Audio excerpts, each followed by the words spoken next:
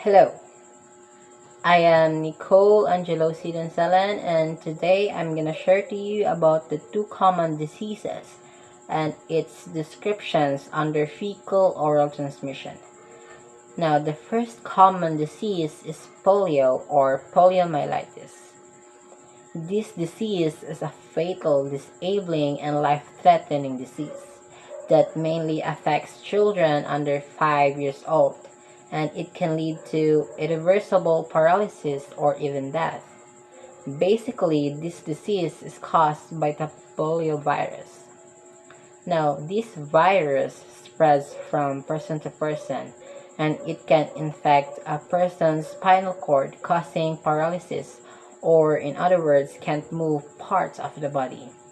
In short, the muscles of the arms are innervated and the muscles of the legs are also innervated, that caused by the motor neurons. The second common disease under fecal oral transmission is hepatitis. The prefix in this word is hepat, which means liver, and the suffix is itis, means inflammation. If we put them together, we know the word hepatitis is liver inflammation. However, hepatitis is often caused by a virus. The liver is a vital organ that processes nutrients, filters the blood, and fights infections. When the liver is inflamed or damaged, its function can be affected. For instance, heavy alcohol use, toxins, some medications, and certain medical conditions can cause hepatitis. Now, hepatitis has 5 different types, and these are hepatitis A. It is an acute infection, which means he can read the virus from the body. Usually, this only lasts less than 6 months in duration. It usually transmitted through fecal oral transmission. Just to remember that hepatitis A virus, anus, so feces comes from the anus. The second type is B.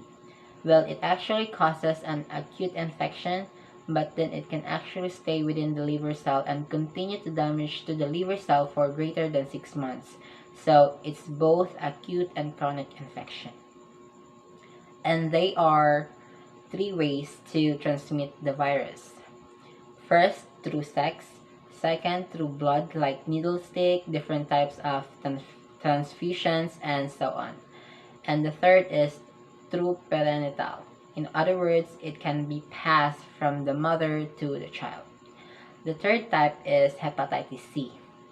It is both acute and chronic infection, and it is transmitted the same as hepatitis B virus, which are through sex, blood, and perinatal.